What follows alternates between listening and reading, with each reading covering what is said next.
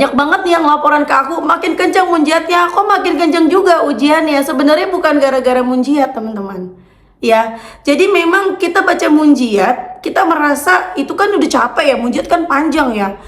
Bismillahirrahmanirrahim. Alhamdulillahirabbil alamin. Allahumma shalli ala sayidina Muhammad wa ala ali sayidina Muhammad. Assalamualaikum warahmatullahi wabarakatuh. Halo teman-teman, apa kabar? Mudah-mudahan teman-teman selalu dalam lindungan Allah Subhanahu wa taala. Amin ya rabbal alamin. Alhamdulillah, kali ini aku akan menceritakan lagi kisah-kisah sholawat dari teman-teman kita.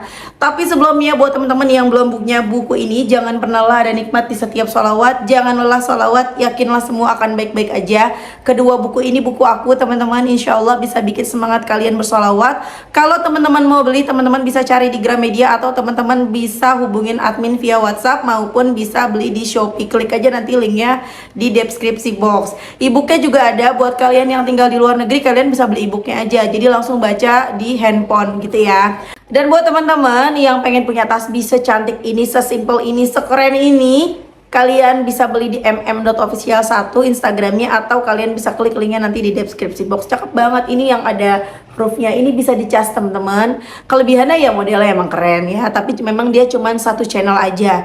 Kelebihannya dia keren gitu loh, dia cakep, dia bikin kita semangat dalam sholawatan ya. Kalau kalian, Mbak, aku belum mampu beli ini, sholawatin, karena memang ada kisahnya Mbak yang sholawatin ini. Aku udah sempat ceritain juga di TikTok ya, di TikTok aku.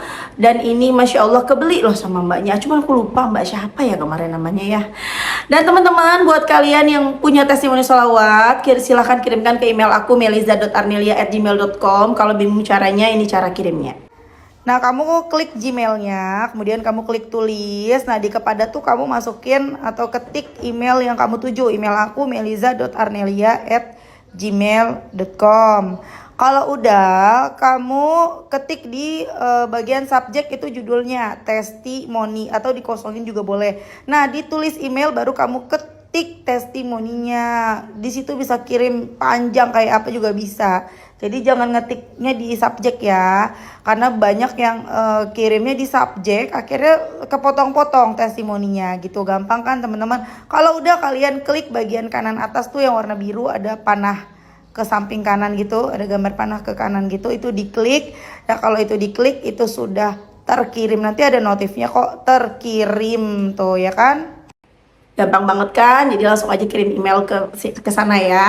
Nah, kisah kali ini datangnya dari Mbak Tika di Jawa Timur. Mbak Tika ini mulai mengenal sholawat, mulai mengenal YouTube-nya Mbak Meliza katanya di Juni 2023. Jadi belum lama juga ya, baru sekitar 3 bulanan ya, ini kan bulan September.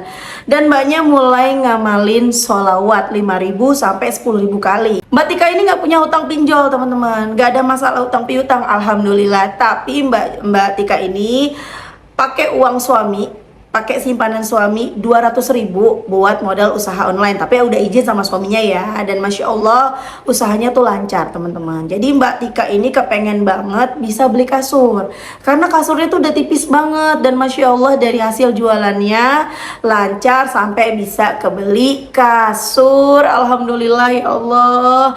Dan kemudian Mbak Tika ini teman-teman ditawarin rumah sama Pak D-nya. Jadi Tika, kamu beli aja nih rumahku gitu kata Pak D-nya kan. Rumahnya harganya sekian. Seneng dong Mbak Tika. Orang tuanya Mbak Tika juga seneng, suaminya apalagi seneng banget. Sampai cerita ke mertuanya tuh seneng. Sampai mertuanya ini ikut bantu gitu loh. Mertuanya sampai jual kayu ya, untuk bisa bantu beli rumahnya buat Mbak Tika, beli rumah buat anaknya dan menantunya gitu kan.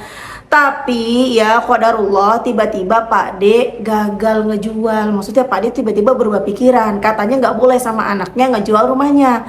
Alhasil nggak jadilah tuh rumah dijual. Pastinya pada kecewa dong. Mbak Tika kecewa, suaminya kecewa banget, orang tuanya juga kecewa, dan apalagi mertuanya kecewa banget. Udah sampai bantu jual-jual kayu, ujung-ujungnya nggak jadi dijual itu rumah sama Pak D-nya.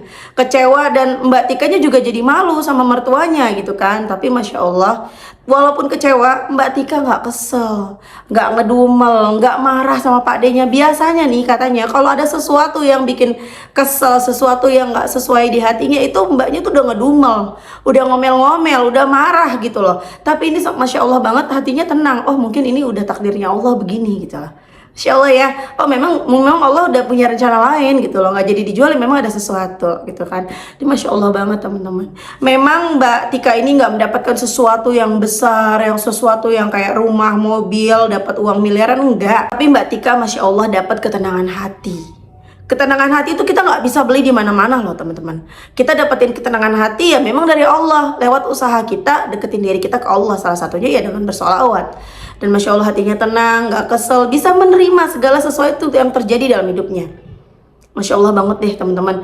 Dan Mbak Tika juga minta doanya dari kita semua ya teman-teman. Aminkan, semoga Mbak Tika hajat-hajatnya kepengen bisa kebeli motor walaupun second tapi cash, kepengen bisa beli Oppo, katanya HP Oppo yang RAM-nya 4. Amin. Masya Allah banget. Insya Allah Mbak Tika insya Allah kabul doanya. Gak ada yang gak mungkin bagi Allah. Kencengin terus sholawatnya. Apalagi Mbak Tika udah istiqomah nih baca sholawat ya. Amin. Amin. Mudah-mudahan tercapai doa-doanya. Amin kan ya teman-teman ya. Kisah berikut ini dari Mbak A di Bandung teman-teman. Jadi Mbak A ini udah 2 bulan ya ngencengin ikhtiar langit. Dan mulai sholawat Jibril 500 kali, sholawat Sajaratun Nukutnya 400 kali, sholawat munjiatnya 100 sampai 500 kali, sholat qobliyah, badiyah, sholat duha, sholat tahajud, wah semuanya dikerjain sama mbaknya. Terus baca istighfarnya juga 1000 kali.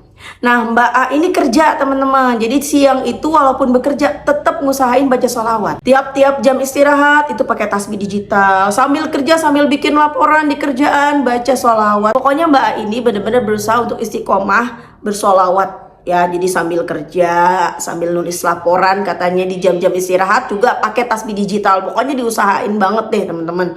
Dan Masya Allahnya banget katanya hatinya tuh tenang gitu.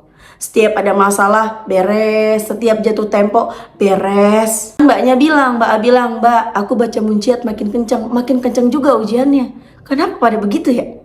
Ya banyak banget nih yang laporan ke aku, makin kencang munjiatnya, kok makin kencang juga ujiannya. Sebenarnya bukan gara-gara munjiat teman-teman.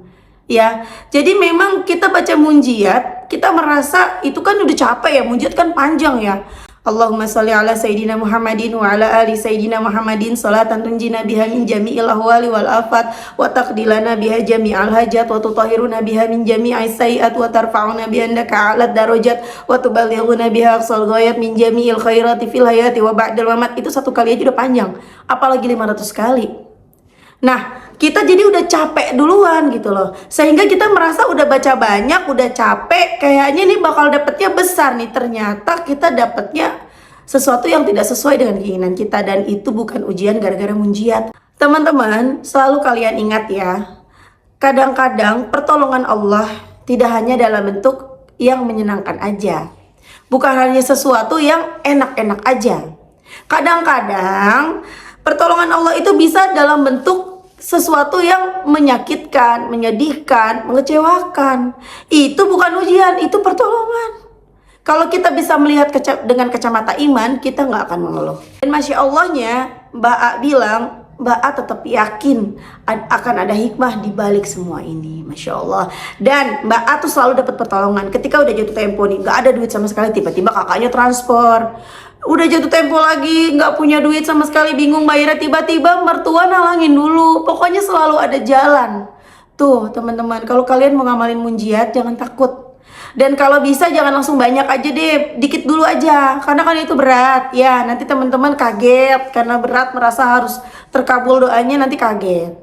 Ya sedikit tapi istiqomah itu lebih baik. Mulai dari setiap habis sholat 3, lama-lama setiap habis sholat 7, lama-lama setiap habis sholat 11, kemudian nanti lama-lama setiap habis sholat 100. Itu nggak berasa loh. Dan nggak berasa juga nanti kalau ada yang datang ujian besar tuh kita nggak merasa ujian nih gara-gara munjiat. Enggak.